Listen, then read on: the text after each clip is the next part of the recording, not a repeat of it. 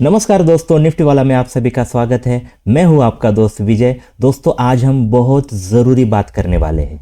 दोस्तों, global market के बारे में वैसे तो आप जानते हैं, लेकिन आपकी अगली कमाई का, बड़ी कमाई का जो मौका है वो हमारी ही सरकार की एक फैसले में छुपा हुआ है। तो चलिए जानते हैं एक्चुअल में ये फैसला क्या है। दोस्तों, हमारी सरकार ने अभी अभी एक ऐसा फैसला किया है जिससे कि उसने कहा है कि हम 7 लाख करोड़ का कर्जा लेने वाले हैं। कितना? 7 लाख करोड़ का कर्जा। अब सवाल यह है कि सरकार जो इतना बड़ा कर्जा लेगी उससे क्या जो हमारी ईएमआई है वो ज्यादा बढ़ जाएगी, या फिर सरकार ने ये कर्जा लेते हुए काफी समझदारी से ये निर्णय लिया है जिससे कि हमारी स्टॉक मार्केट में एक तेजी आ जाए। दोस्तों, जैसे कि आप जानते हैं, सरकार के ये जो फैसले होते हैं इनसे आपके जो पोर्टफोलियो होता है उस पर भारी प्रभाव पड़ता है। जैसे कि ऑटो सेक्टर हो, बैंकिंग सेक्टर हो, फाइनेंस सेक्टर हो, इसमें अगर आपकी स्टॉक की इन्वेस्टमेंट होगी तो आपकी इन्वेस्टमेंट पर सरकार के इस फैसले का जरूर प्रभाव पड़ता है। तो दोस्तों, ये जो फैसला है, ये फैसले का आपके पोर्टफोलियो पर क्या असर होगा जानेंगे इस वीडियो में। ये वीडियो काफी इंपॉर्टेंट है, इसे अंत तक दोस्तों जरूर देखिए। तो चलिए वीडियो शुरू करते हैं। पहले हम जानेंगे कि इतना बड़ा जो कर्जा सरकार लेने वाली है, जिसे एक्चुअल में कहा जाता है, थोड़ा बेसिक पहले सीख लेंगे, ओके, जिसे कहा जाता है gross market borrowing. Gross market borrowing, GMB जिसे कहा जाता है। तो ये एक्चुअल में क्या होता है, थोड़ा जो बिगिनर है उनको समझने में आसानी हो, इसलिए मैं थोड़ा बेसिक में जाने वाला हूं।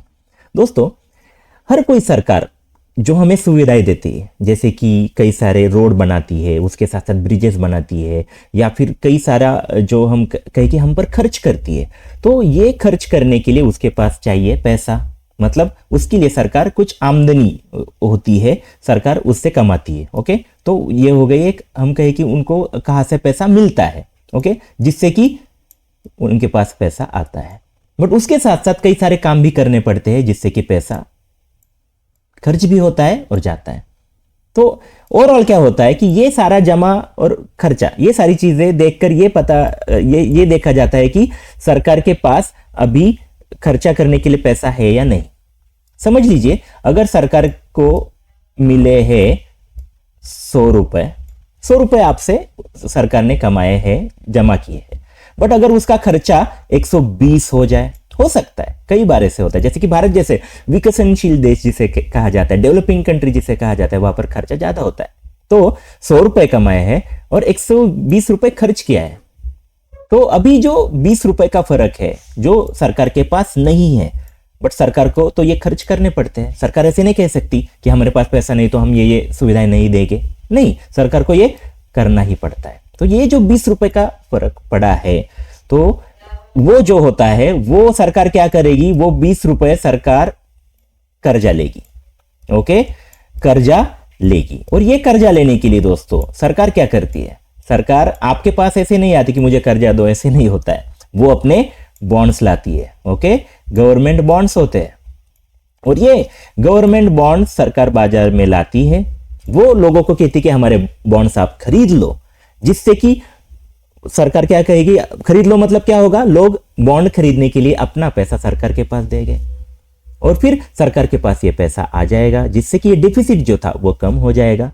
और उसके बदले आप सोचेंगे कि फिर उसके बदले जो इन्वेस्टर है उसे क्या मिलेगा, तो उसे सरकार क्या करेगी, एक फिक्स कहेगी कि ये रेट से हम आपको ब्याज देंगे।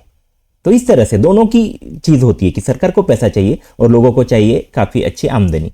तो इन दोनों का जो चीज होती है वो एक साथ आते हैं बॉन्ड मार्केट में। और इस तरह से ये जो ग्रॉस मार्केट बोरोइंग है वो इसी तरह से होता है, सरकार बॉन्ड के जरिए लोगों से पैसा जमा करती है। ओके, बोरोइंग करती है। तो देखा होगा आपने कि जैसे कि अभी 20 रुपए समझ लीजिए, अभी थोड़ा मैं समझाता हूं कि अगर समझ लीजिए कि पिछला जो साल था 2024 में, अगर सरकार के पास अगर समझे कि 50,000 करोड़ का, ओके, कितना, 50,000 करोड़ का ऑलरेडी बोरोइंग किया हुआ है। कितना? 50,000 करोड़ का। और इस साल फिर से अगर 25 में सरकार 100 रुपए का फिर से कर्जा लेती है अपने खर्चे करने के लिए। तो क्या होगा, ये दोनों का मिलाएंगे और ये दोनों का मिला के ग्रॉस हम कहेंगे कि अभी सरकार ने कितना बोरोइंग किया है, 150 लाख करोड़। समझ गए? तो इसीलिए इसे ग्रॉस कहा जाता है कि इसमें ये सारे खर्चे पिछला साल का भी इसमें जोड़ देते हैं। तो इस तरह से सरकार करती है ग्रॉस मार्केट बोरोइंग। समझ गए? ये कंसेप्ट काफी इजी कंसेप्ट है। अभी हम देखेंगे ये जो सरकार ने फैसला किया है उससे क्या फर्क पड़ने वाला है एक हमारे निवेश पर। सरकार ने ये जो अभी कहा है कि हम ये पैसा कर्जा लेंगे, तो ये जो पैसा है वो एक एंटीसिपेट जितना किया था, बाजार ने जितना एक्सपेक्ट किया था उससे कम है। समझ लीजिए कि बाजार ने कुछ ऐसे समझे कि 8 लाख करोड़ का एक्सपेक्टेशन किया था कि सरकार 8 लाख करोड़ का कर्जा ले, बट सरकार अभी क्या कर रही है, 7 लाख के अराउंड ही कर्जा ले रही है। तो ये क्या है, जो सरकार इस बार बोला है कि हम इतना इतना कर्जा लेंगे वो लोअर देन एंटीसिपेटेड है। जितना एंटीसिपेटेड किया है उससे कम है। अभी इसका इंपैक्ट क्या होगा देखना काफी दिलचस्प होने वाला है दोस्तों। देख लीजिए मार्केट का इंपैक्ट, थोड़ा ठीक से समझ लीजिए। ओके, मैं काफी बारीकी से, काफी डिटेल में आपको यहां पर समझाना चाहता हूं। देख लीजिए अभी क्या हो रहा है कि लोअर जीएमबी मतलब कर्जा कम ले रही है सरकार, उससे क्या होगा, बॉन्ड कम आएंगे। आप तो मैंने तो पहले ही आपको रिलेशन बता दिया कि बोरोइंग करने के लिए क्या करेगी सरकार, अगर ज्यादा उसे बोरोइंग करनी है तो वो क्या करेगी, बॉन्ड ज्यादा मार्केट में लाएगी।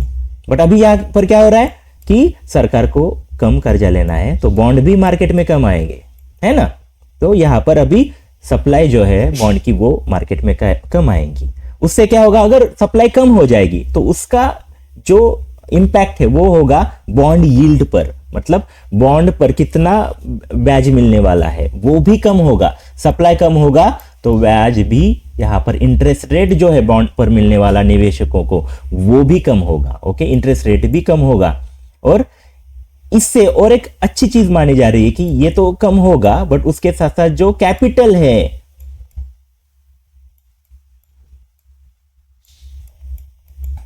ओके, कैपिटल जो है वो ज्यादा मिलेगा अदर कंपनीज को। देख लीजिए मैं एक इंपॉर्टेंट चीज यहां पर बताना चाहता हूं। समझ लीजिए कि इतना सारा पैसा लोगों के पास है। अगर सरकार पहले समझ लीजिए कि इतना कर्जा लेती थी तो लोगों का इतना पैसा यहां पर क्या हो रहा था, गवर्नमेंट के पास जाता था। ओके, और ये जो रहा हुआ रिमेनिंग पार्ट है वो अदर कंपनीज के लिए बचता था, जहां से वो लोगों से कर्जा उठा सके या फिर इन्वेस्टमेंट कंपनी में कर सके। तो ये क्या होता था, इतना पार्ट रह जाता था। बट अभी सरकार ने क्या किया है कि इतना नहीं, सरकार क्या कर रही है, इससे भी कम अगर खर्चा कर रही है, समझो कि ऐसे इतना ही वो कर रही है, ये जो पार्ट है इतना ही करने वाली। तो क्या होगा, अभी जो कंपनीज है उसको ज्यादा अपॉर्चुनिटी होगी, ज्यादा कैपिटल अवेलेबल होगा। तो ये एक पॉजिटिव चीज है कंपनीज के लिए कि उनके लिए कैपिटल ज्यादा मिल जाएगा। ओके, अदर भी इंपैक्ट है उसका हम डिटेल में जान लेंगे, इंपॉर्टेंट है। अभी देख लीजिए हमारी जो सरकार है उसने क्या किया है कि जो अपना फिस्कल डेफिसिट है, जो डेफिसिट मतलब समझ गए आप, जो अंतर है, जो फर्क है, मतलब 100 रुपए कमाए बट 120 का खर्चा है तो 20 रुपए क्या हो गया, डेफिसिट। क्या हो गया ये, डेफिसिट। आसान भाषा में 20 रुपए का डेफिसिट है। तो जो डेफिसिट है वो सरकार ने एक टारगेट लिया है कि हम 4.4 के अराउंड ही रखेंगे, उसके नीचे ही यहां पर फर्क हम रखेंगे। इसमें ज्यादा बड़ा ऐसे ना हो कि 100 रुपए लिए, 100 रुपए कमाए और 200 का खर्चा किया ऐसा नहीं होना चाहिए। तो इसीलिए ये जो है सरकार ने कैप किया है कि हम टारगेट रखा है कि 4.4% के अराउंड ही हम ये फिस्कल डेफिसिट रखेंगे। तो सरकार कह रही है कि ठीक है, हम यहाँ पर ये जो बोरिंग है वो तो कर रहे हैं बट हमारा जो कमिटमेंट है कि फिस्कल डेफिसिट का वो हम जरूर कंप्लीट करेंगे। 4.4% के अराउंड ही फिस्कल डेफिसिट हम रहने देंगे। तो ये चीज अच्छी है। मतलब देख लीजिए, ऐसा समझ लीजिए कि एक क्रेडिटर है जिसने कर्जा लिया है, वो अगर बताता है कि हम वो कर्जे का ठीक से यूज करेंगे और कर्जा कम लेंगे या ठीक ठाक लेंगे, तो उससे क्या होगा, जो कर्ज देने वाला है उसका विश्वास बढ़ेगा। और वही चीज हो रही कि सरकार अगर इस पर डटी है कि हम टारगेट कंप्लीट करेंगे, फिस्कल डिफिसिट इतना ही रखेंगे, तो उससे क्या होगा, हमारी सरकार कितनी मजबूत है, हमारी इकोनॉमी कितनी मजबूत है, ऐसा एक सिग्नल जाएगा पूरे वर्ल्ड में। और उससे क्या होगा, एफपीआई का इन्फ्लोज बढ़ेगा। एफपीआई जो भाग रहे हैं अभी मार्केट से, वो आने के चांसेस ज्यादा है अगर सरकार इस तरह से फिस्कल डेफिसिट सही रखती है तो। Okay, but if and but की चीज है, बट सरकार ने अगर कहा है कि यस हम करने वाले, तो उससे एक हौसला बढ़ेगा अदर कंपनीज के लिए, फॉरेन इन्वेस्टर के लिए, कि इंडिया में वो पैसा लगाए। समझ गए? तो इससे भी ये थोड़ा पॉजिटिव हम समझा जा रहा है कि सरकार का ये जो बोलना है वो। अभी इंपॉर्टेंट चीज आपके लिए कि ये जो अभी सरकार बोरोइंग जो थोड़ा सा कम करने वाले, उससे क्या हो सकता है, कौन से सेक्टर इससे प्रभावित हो सकते हैं। जैसे कि इंटरेस्ट रेट से सेंसिटिव जो सेक्टर है, मतलब इंटरेस्ट रेट में अगर उतार चढ़ाव आए तो जिससे काफी बड़ा फर्क पड़ेगा, ऐसे सेक्टर्स, वहां पर क्या हो जाएगा कि सरकार कम कर्जा लेगी, तो उससे क्या होगा, यील्ड्स जो है कम हो जाएंगे और लोगों को जो कर्जा है वो कम रेट में अवेलेबल हो जाएगा। ओके, क्रेडिट जो है वो कम रेट में मिलने के चांसेस है। इससे क्या होगा कि आरबीआई है दोस्तों, अभी जो पॉलिसी आने वाली है उसमें चांसेस ये है कि वो रेट कट करे। क्यों? क्योंकि यहां पर अभी हम देख रहे हैं कि चीप क्रेडिट लोगों को मिल रहा है, तो उससे क्या होगा कि आरबीआई को फोर्सफुली यहां पर जो रेट है वो कम करने पड़ सकते हैं। तो इसीलिए ये जो सेंसिटिव सेक्टर्स है उसमें आपको रेट कट होने के बाद इंपैक्ट आता हुआ दिखेगा। जैसे कि सबसे ज्यादा जो इंपैक्ट वाला सेक्टर है वो है बैंकिंग एंड फाइनेंस, है ना। बैंकिंग एंड फाइनेंस तो पूरा रेट पर ही चल रहा है, तो इससे क्या होगा कि जो गेन से उसे लोअर कॉस्ट में फंड मिल जाएंगे बैंकिंग एंड सेक्टर को, तो इससे क्या होगा, बैंकिंग सेक्टर बूम में जा सकता है, बैंकिंग स्टॉक भाग सकते हैं। उसके साथ साथ रियल एस्टेट, ओके, और ऑटो सेक्टर, यहां पर भी लोग कर्जा लेके ही घर लेते हैं, कर्जा लेकर ही जो व्हीकल से वो लेते हैं, तो यहां पर भी क्या होगा, कम रेट में उन्हें कर्जा मिलेगा, तो उससे ये स्टॉक भी भागेंगे। तो इसीलिए ये जो देख लीजिए दोस्तों, ये बोरोइंग का इंपैक्ट कहां पर हो रहा है, तो इंटरेस्ट रेट पर, और उसके बाद ये सेक्टर पर इसका इंपैक्ट आपको देखने को मिलेगा। इंटरेस्टिंग चीज है ना। उससे और चीजें क्या होगी देख लीजिए। इससे क्या होगा कि गवर्नमेंट का कंपटीशन जो है फंड्स के लिए वो यहां पर कम हो जाएगा, प्राइवेट कंपनीज के लिए ज्यादा कर्जा अवेलेबल होगा, वो चीपली मतलब कम खर्चे में कम रेट पर बोरो कर सकेंगे, पैसा ले सकेंगे, कर्जा ले सकेंगे, जिससे उनका कैपिटल एक्सपेंडिचर बढ़ेगा। ओके, कैपेक्स जिसे कहा जाता है, कैपिटल एक्सपेंडिचर बढ़ेगा, मतलब कंपनियां क्या करेगी, नई नई फैक्ट्रियां खोलेगी, कहां पर विस्तार करेगी, नए प्रोडक्ट बनाएगी, उससे क्या होगा कि जॉब में ग्रोथ आ सकेगी। ओके, कैपेक्स बढ़ाएगी तो उससे जॉब बढ़ेगी, लोगों को काम मिलेगा और लोगों के पास और पैसा आएगा, और उससे जो इकोनॉमी है वो डेवलप होने में, ग्रोथ होने में काफी हेल्प हो सकेगी। इंडस्ट्रियल ग्रोथ भी यहाँ पर जरूर होगी, तो ये भी इंपैक्ट यहाँ पर होने वाला है। अभी ये चीज थोड़ी समझ लीजिए कि यहाँ पर थोड़ा रिस्क फैक्टर भी है। ओके, यहाँ पर रिस्क फैक्टर भी है, जैसे कि देख लीजिए कि अगर ऑयल प्राइजेस जो है दोस्तों वो अगर बढ़ती है, ऑयल प्राइजेस जो हमारा क्रूड ऑयल है वो अगर $80 के अराउंड चल रहा है, तो वो उससे भी आगे ऊपर जाए और वहां पर ही थम जाए या फिर उससे भी ऊपर निकल जाए, तो फिर दिक्कत आएगी।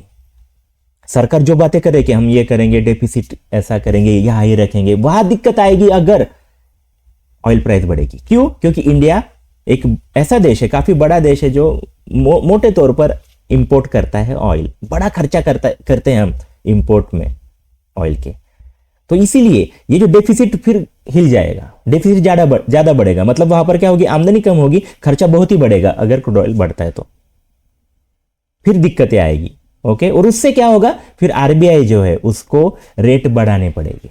अगर ज्यादा ही ब्रेंट ये जो ऑयल प्राइसेस बढ़ती है तो आरबीआई को रेट बढ़ाने पड़ेगा। और फिर जो हमने पूरा जो अभी तक डिस्कस किया उसमें आपको समझ में आया होगा कि ये सब हम डिस्कशन कर रहे हैं कि लोअर करेगा आरबीआई रेट, तो ये सारी चीजें होगी।